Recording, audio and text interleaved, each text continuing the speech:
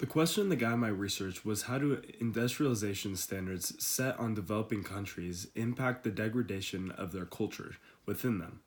The question was inspired by the Frida Kahlo depiction for the economic aspects of this topic, as well as by the cultural assimilation image for the cultural implications of this problem.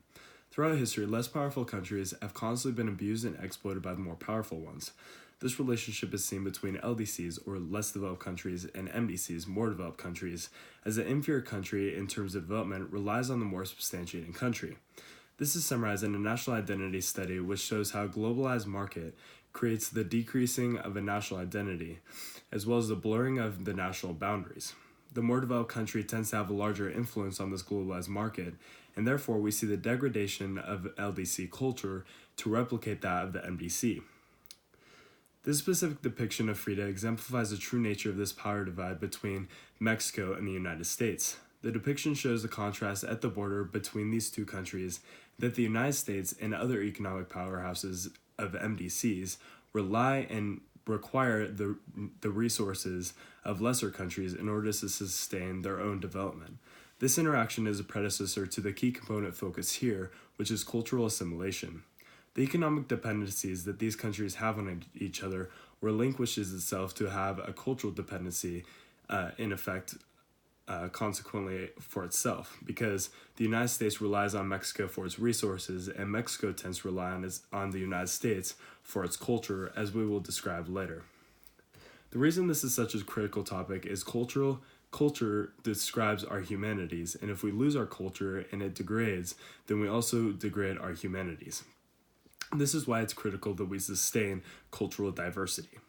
Let's start with the economic aspects of this topic. Colonialism is the first identified example of this relationship, and it exemplifies how the more powerful country imposes its will on the other.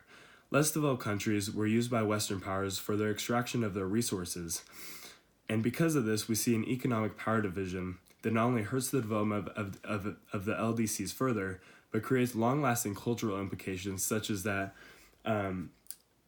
European languages are still seen on the African continent, such as that native cultures aren't even perpetuated anymore, and English is the more substantial language.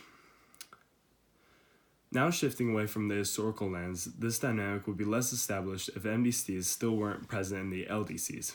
The main reason that MDCs still prevail within the LDC's borders is for the cost benefits of manufacturing there. There are less regulations in LDCs, and therefore the cheaper labor can be more easily accessed, and that is appealing to brands that are producing larger quantities of products such as shoes. This is why New Balance has gone from producing all of its products domestically to outsourcing almost 75% of its product. This relationship has actually been beneficial to some. In fact, Hong Kong and Beijing have both emerged successful from the post-colonial submission and have benefited from the infrastructural and institutionalized improvements that colonialism has brought them, such as that of a reinvigorated education system. However, this example is simply in the minority, and most post-colonial establishments currently are in a worse state than they were before.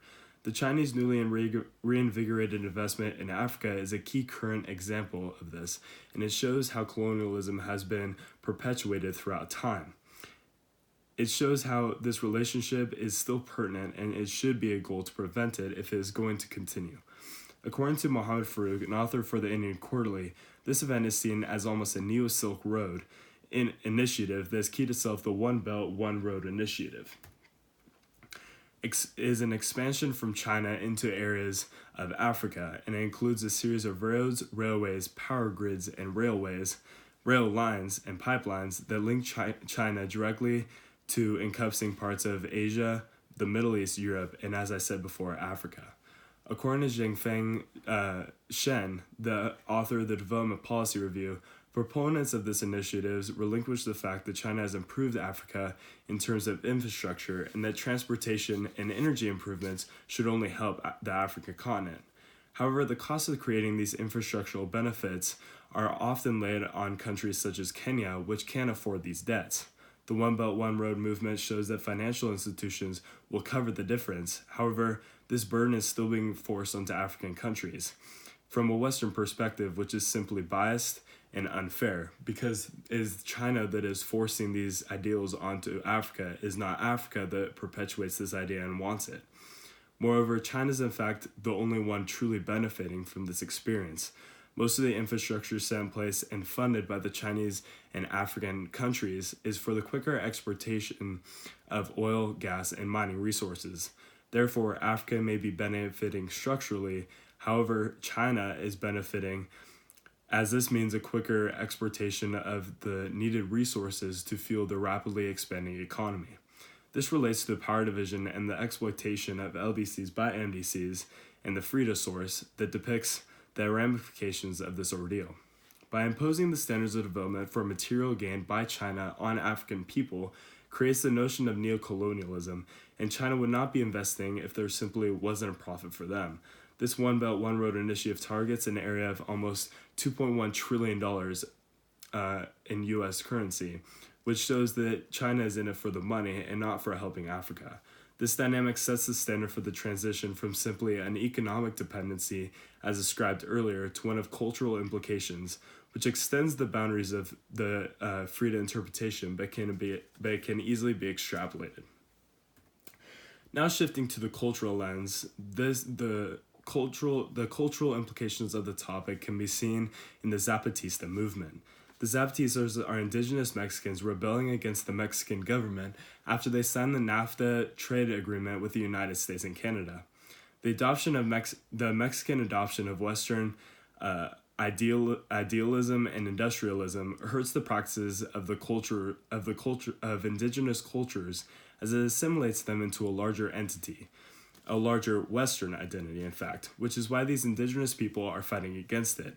Globalization causes the loss of culture, and this is why minorities such as the Zapatistas are sponsoring anti-globalization movements, and has been as successful in areas such as Seattle and Prague as well, because the Zapatistas are trying to preserve their indigenous culture and preventing it from being surrounded by Western idealism within their own country.